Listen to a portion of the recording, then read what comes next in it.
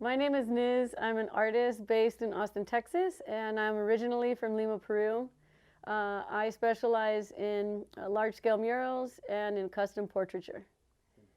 So I've been painting murals here in Austin for the past 12 years.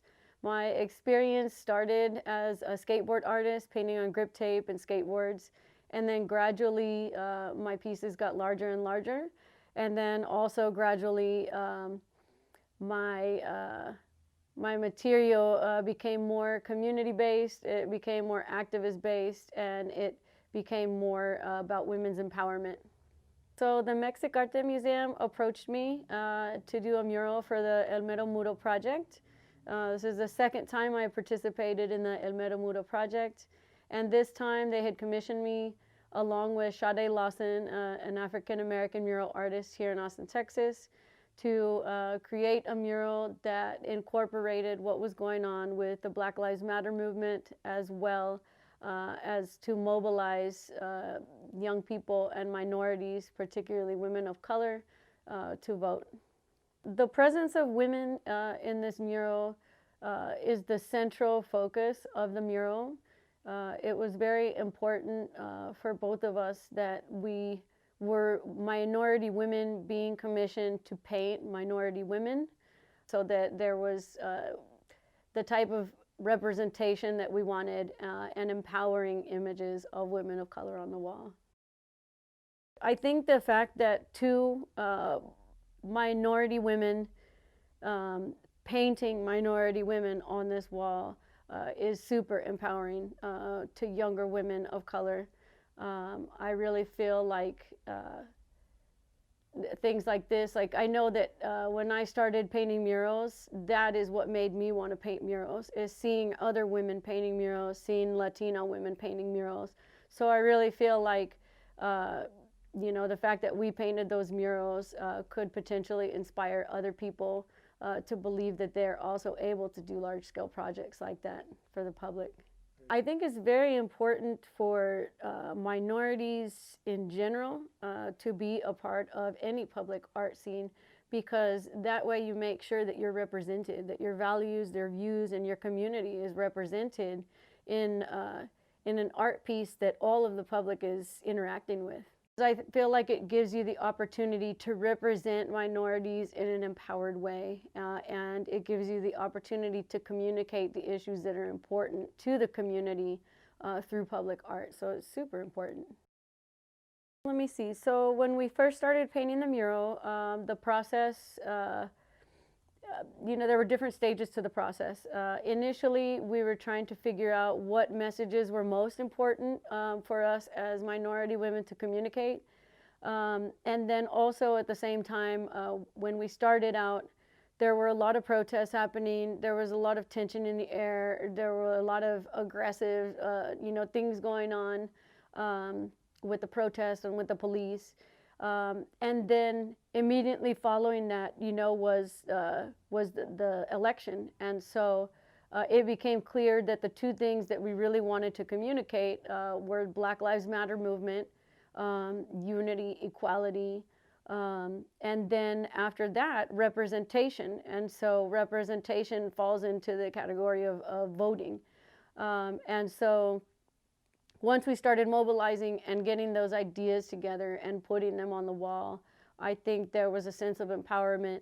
And then when the community started interacting with the wall, you know, when the news focused on the wall, and then when the early election was in motion, it gave it more meaning and more power. And, you know, today, election day, it even has more weight and more power.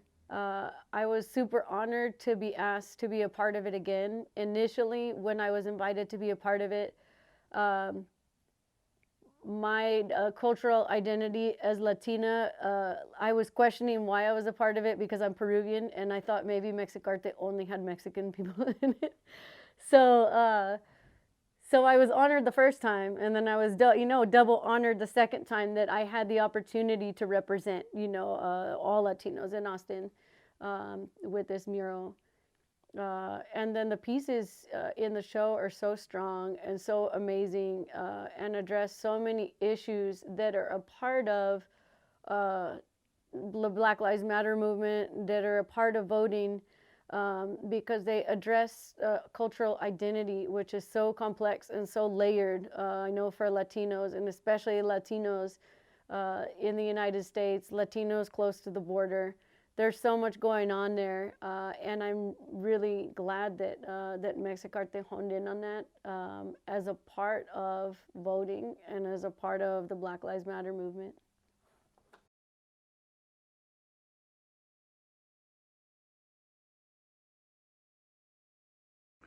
Hi, my name is Sade Lawson. I am an artist currently based out of Austin, Texas, and I have been painting for about 6 years and have been doing murals for a little bit over a year or so. And I got to collaborate with Ms. on the Vote mural at 5th and Congress at the Mexic-Arte Museum. And it was a pretty intense experience. Just from the subject matter, it's something that's very um, relevant and deeply personal to both of us, especially with the current climate that we are living in. And I know it was almost also cathartic just because it helped kind of process some things and put some thoughts like on the wall.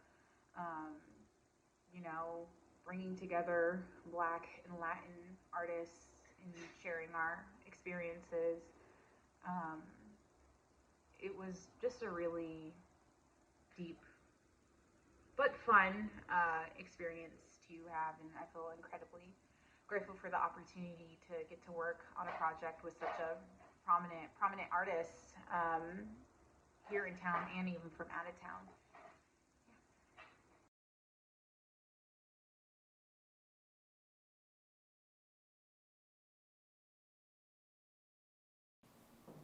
Hi, my name is Kristin Apodaca. I am an illustrator and muralist from El Paso, Texas, where I currently work and live.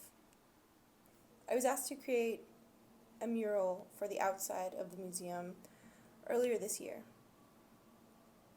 One of the only kind of ideas that I've got to go off to start designing this piece was that it had to focus on COVID-19 and the effects that it's had and still has on the Latina community there in Austin. When thinking of ideas for this piece, I knew that it had to be something celebratory in a way. Death is definitely terrible, but I feel like the lives that it's taken need to be celebrated and need to be somewhere large, and it needs to be a statement of, you know, these are people that are really close to us. They can be our grandparents, they can be our brothers, our sisters, our aunts, and our uncles. And they needed a space to be celebrated and yet bring awareness to that this is happening, and this is happening right now, and this is happening to people very close to us. Most of my work is created in black and white. I usually only use those two colors to define shape and form and movement and shadow and highlight, and everything into a composition is always black and white. But for this piece, it needed to have a commanding color, and I felt that was yellow and part of the yellow family. Yellow is the easiest color for the eye to read. It's the one that your eye will notice the most and quickest. So I felt like this piece had to have the effect of like a billboard. So I needed a commanding color, so I chose the yellow, and obviously yellow is the color of marigold, also an off orange kind of color. So I felt that unlike my other pieces, this one needed to have something different. It needed to have something a little more lively to be incorporated. So that's why I chose the color palette that's on the wall right now. I wanted to include a lot of Day of the Dead symbolism in this piece. Like I said, I wanted it to be something celebratory and meaningful at the same time. So I felt that the marigold was just something that had to be there. That's where my idea started.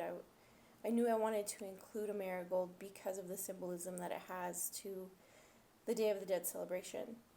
The final outcome of this piece is this woman looking off into the distance. She's not looking right at you, but she's looking off into the distance. And I like to think that she's kind of looking off into the future, looking past everyone and looking towards hope, looking towards something that she knows, someone that she knows, her ancestors, her family members, someone. She's not looking at you, but she's looking at someone. You're there with her, though. You're experiencing that pain with her. You're kind of right next to her in case she happens to glance at you. And I wanted it to feel strong, yet really sad. Because what's happening and what's going on around us and what's going on in the Austin community and the El Paso community and all over the world it's sad. But we need to hang on to all of these people that we're losing. We need to keep their memory alive. We need to remind ourselves that the Black and brown community is getting hit really hard with COVID.